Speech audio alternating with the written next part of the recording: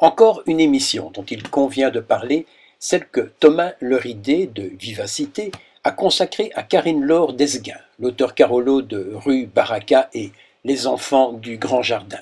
Une émission qui s'est déroulée au début du mois depuis le studio Montois de la RTBF sur le thème des rencontres qui ont marqué votre vie, à l'instar de Tarek, le jeune héros de Rue Baraka. Un extrait. Vivacité, ma radio complicité.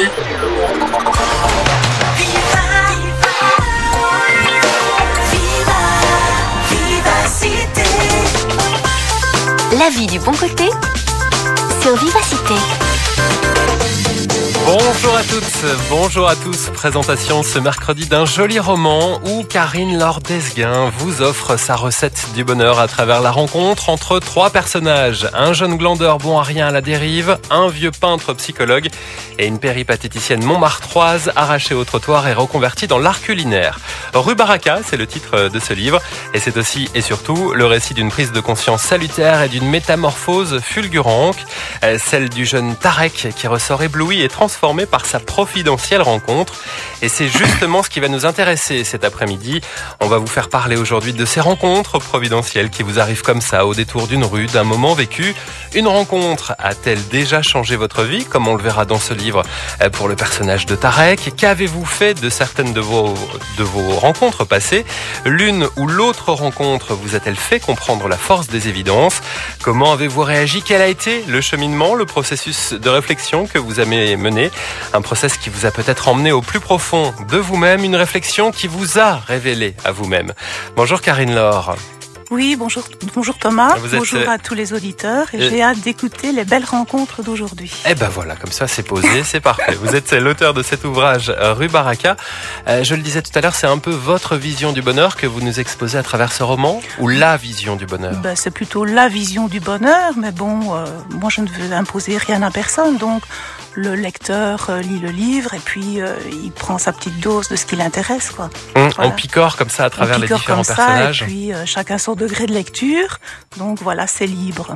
Alors autour de votre ouvrage, il y a eu plein d'articles, de remarques, de commentaires, et ce que l'on peut lire, que ce soit sur internet ou alors ailleurs, sont des termes qui se ressemblent, hein, positif, optimiste, énergique. En préparant cette émission, les qualificatifs ne manquaient pas à propos de ce roman Rue Baraka. Oui, c'est le petit livre de l'optimisme, c'est l'histoire d'une rencontre. Donc, comme vous dites, un jeune un peu paumé, Tarek, glandeur, et puis voilà, il ne fait rien grand-chose de sa vie, et par hasard, il rencontre un vieux peintre. Et le discours de ce vieux peintre va l'intéresser, il va rentrer dans son atelier, et voilà, il va y avoir un transfert d'énergie, et Tarek va s'en sortir, voilà. Alors, quel a été le point de départ de l'écriture de ce roman?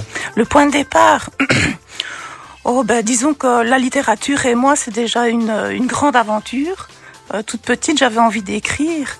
Donc après ma vie professionnelle, je suis infirmière à domicile. Et puis j'ai un petit peu mis ça de côté, on va dire. Et la pensée positive, c'est quelque chose qui m'intéressait aussi par rapport à mon métier, aux rencontres que j'ai fait dans mon métier. Et puis l'histoire s'est imposée d'elle-même et j'ai écrit l'histoire. Et puis par hasard, il a été édité. Mais c'est quoi? Ce sont les rencontres que vous avez fait à travers cet autre métier que vous occupez, à savoir infirmière? Ou est-ce que c'est autre chose? C'est quelque chose que vous aviez toujours en ligne de mire? C'est vrai que le fait d'être infirmière à domicile, de rencontrer des gens qui ont des problèmes, ça nous remet un petit peu devant nos problèmes à nous. On essaye de trouver des solutions et c'est un devoir d'être optimiste quand même pour... Non mais c'est pas facile, hein, on le verra aussi dans cette émission. C'est pas facile, mais il faut des petits trucs et bon voilà, moi j'essaie d'avoir des petits trucs et de transmettre l'optimisme aux autres. Alors vous allez nous donner vos petits trucs jusqu'à 15h30. Vous aussi, une rencontre vous a révélé à vous-même, elle vous a fait prendre conscience de votre boussole intérieure, si je puis dire. On reviendra d'ailleurs sur cette expression. Quelle était cette rencontre? Pourquoi et en quoi a-t-elle été marquante? Vous nous en parlez jusqu'à 15h30 et c'est avec plaisir que l'on discutera ensemble. Par téléphone 070 23 33 23 ou alors par SMS 30 63 50 centimes. Et vous allez voir avec notre invité jusqu'à 15h30. On prend ensemble la vie du bon côté. De 14h à 15h30, la vie du bon côté, c'est sur Vivacité.